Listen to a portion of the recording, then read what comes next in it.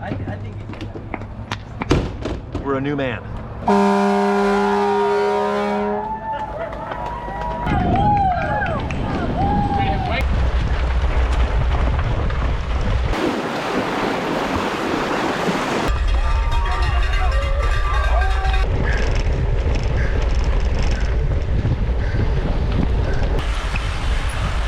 Whoa. Wow.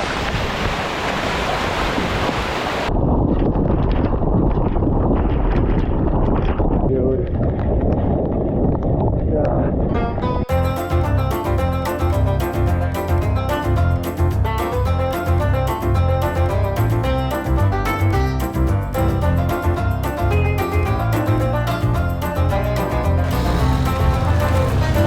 Dude, I was cracked from mile one. Hey, so we're talking about the Gravel Locos gravel race in HICO, Texas. This is the bike I'm running. 42 double cross IRC tires on the Canyon Grail, Appadura frame bag with a bunch of goodies in there. The rotor oval ring, that's what I'm running. Really like that bike.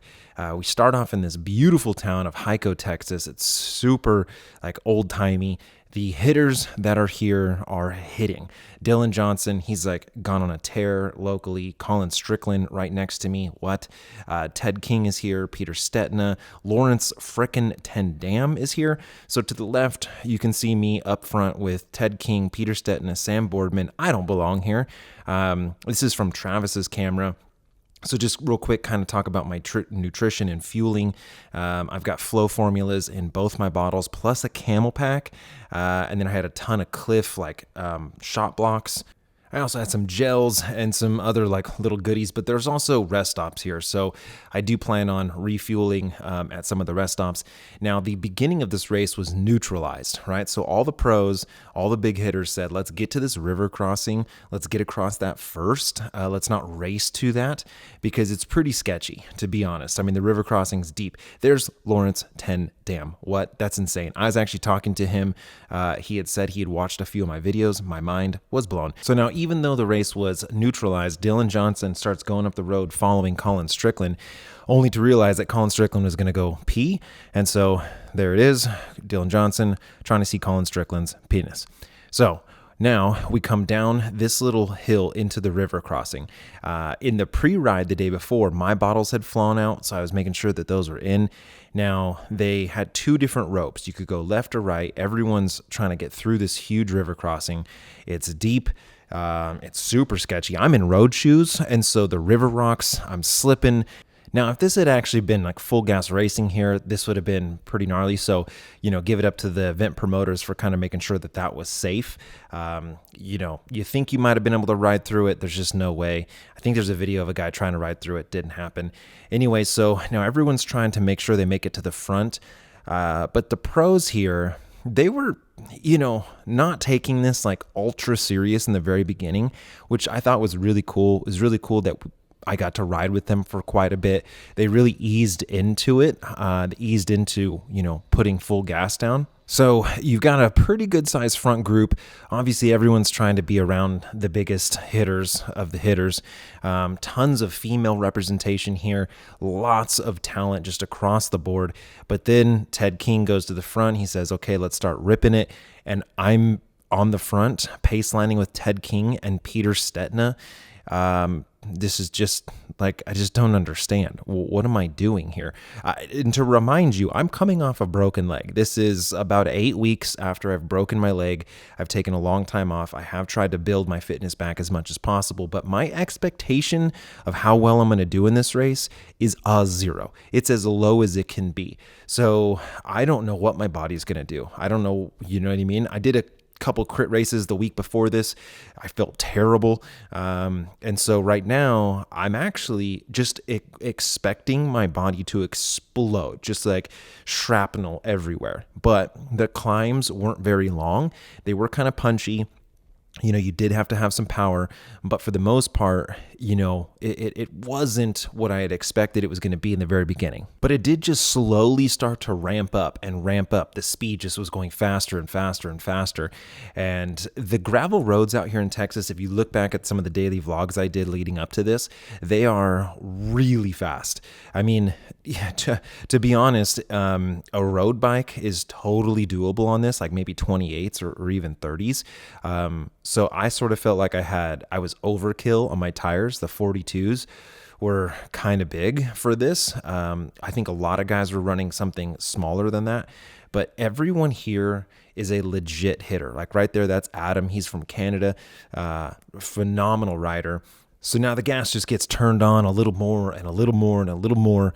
And, I'm kind of starting to suffer a bit, right? My endurance isn't super bad, but my high end is just not there yet after the injury. You can see it's starting to get strung out. It's starting to be a proper race.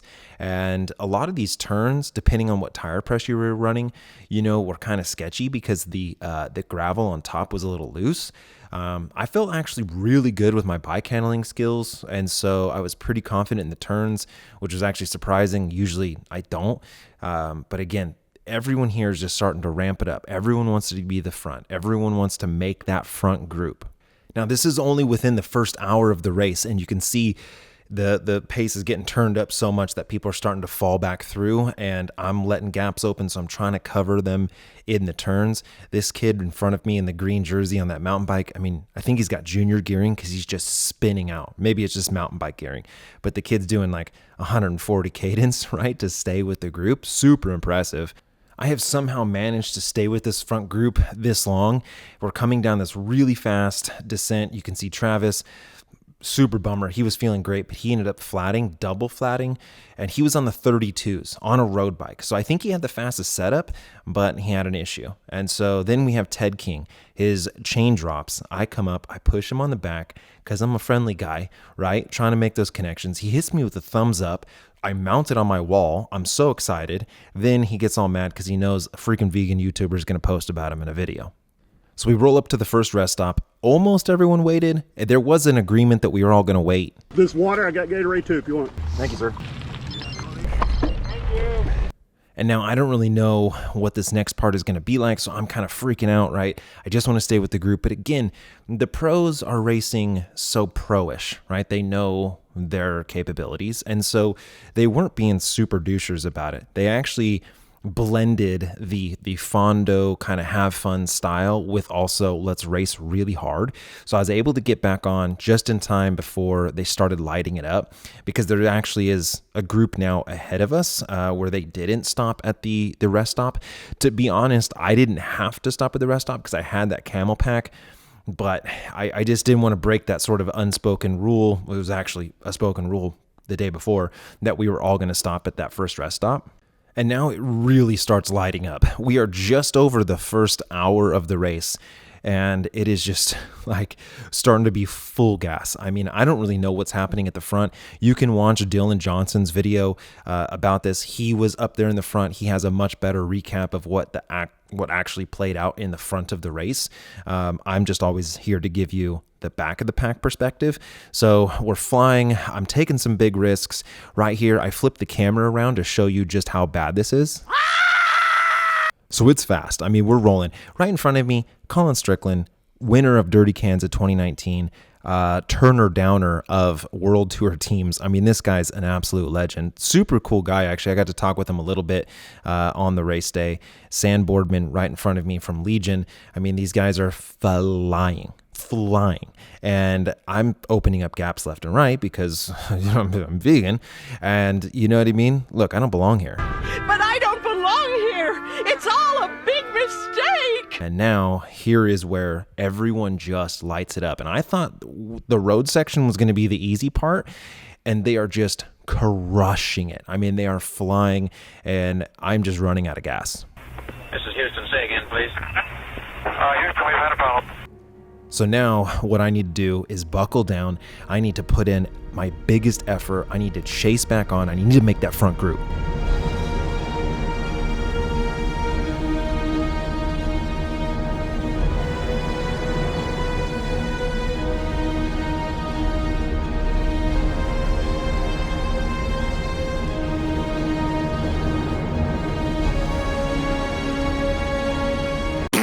Yeah, so it didn't really happen. We were going for it, but just didn't have the gas. Now, right in front of me, Keith, legend. This guy was just on the gas. I mean, didn't really ask for much. I mean, he was pulling so hard, and we were dangling. I mean, we maybe were off the front group by like 5 to 10 seconds for maybe 20 minutes. It was so close. But here's a clip again from the front. I mean, these are the guys we're chasing. And it's like they brought out 10, right, of these real heavy hitters. All 9 of them or 8 of them are in that group. So anyways, that's who we're chasing. We go through this water stuff. There's a couple of those little water crossings. This guy Barrett in front of me, he was extremely strong. And look, I did well here because of these 2 guys, to be honest. Keith and Barrett, for a big chunk of the ride, they were doing 95% of the work. I did pull through a few times. I was trying to give some encouragement, but they were just such good guys, allowing me to sort of sit on. My power, my high-end power is just not there yet. But I was really happy with my tempo. I actually averaged 3.2 watts per kilo for the entire 7 hours and 40 minutes. So coming back from an injury, 8 weeks out of an injury, I mean, I don't think I could have asked for any better than that. But Dylan Johnson actually did less power and did better than I did.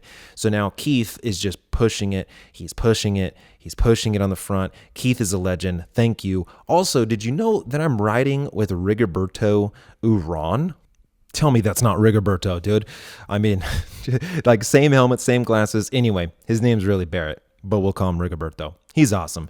So again, Keith and Barrett, I mean, they are motoring. We get to the second rest stop.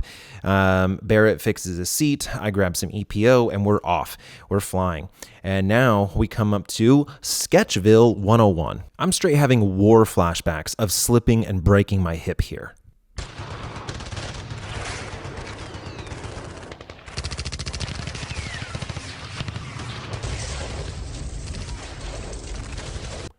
I did fall, but I actually saved it pretty well. But then you come into this rushing bit, and since I have deep section wheels, I'm not even joking, I was 99% close to losing my entire bike. It almost just flew off into the river. That was slippery. So we make it through that most sketchiest bit, and then any river crossing after that, we basically all almost walked our bikes. But then we settled in and made up some time.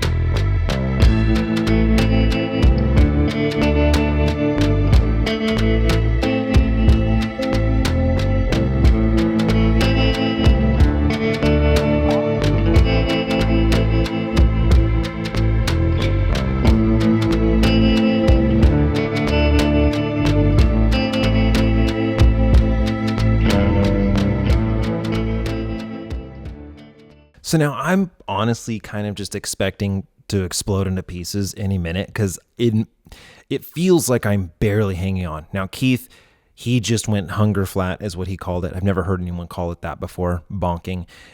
He cracked. He was doing so much work, though. Barrett, he's on the front. We've got now Chase with us. He actually came back from the front group. So this is the crew. We've got this dude in the brown, Chase, Barrett, and myself. Chase was really going for it. And I think because Chase knew what position we were in, I didn't, but Chase knew that we were racing for top 10, so he wanted to get rid of everyone. He kept throwing in these attacks, but it is pouring rain, and I can see nothing, zero. My shades, my glasses are completely muddy. This is what it looks like if I'm trying to look through my sunglasses, right? And so I'm wiping the sunglasses, but then it's smearing more mud. So then I take off my sunglasses, and now I'm getting sprayed in the eyes with dirt. And Chase is attacking.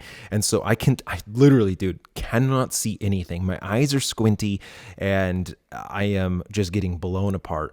But it is the most fun I have had on a bike ever. Just racing full gas for top 10 amongst World Tour pros. I've got snot flying out of my nose. It's soaking wet, but it's warm.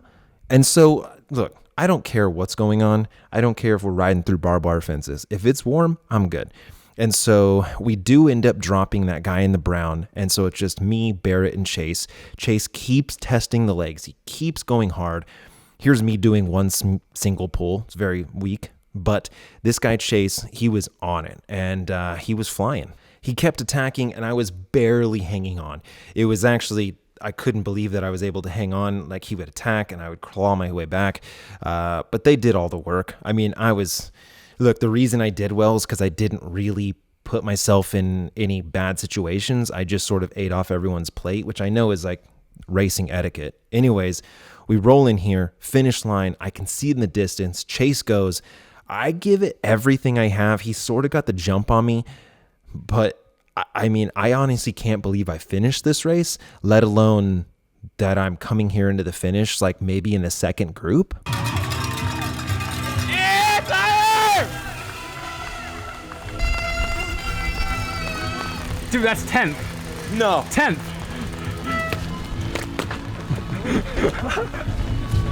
That's 10? That's 10th. You're like a dead fish. I was cracked from mile 1. I've just been riding for 8 hours cracked. That was awesome. That was fun, dude. Never forget that. I was on the limit the entire time. So I don't understand how I was able to, like, because you couldn't draft. You're like on someone's wheel and you're just getting sprayed in the eyes. I have so much dirt in my eyes. So much fun. So 20 mile an hour average. I averaged 3.2 watts per kilo. The front group here, again, you can watch Dylan's video. He has basically that, but Lawrence Tan Dem soloed away. Colin Strickland got second. Adam got third. Everyone went really deep on this race. I am over the moon. I honestly can't thank Gravel Locos enough for bringing me out. The love I got from the Texan community and how many people came up and took the time to say hi to me was honestly like unbelievable.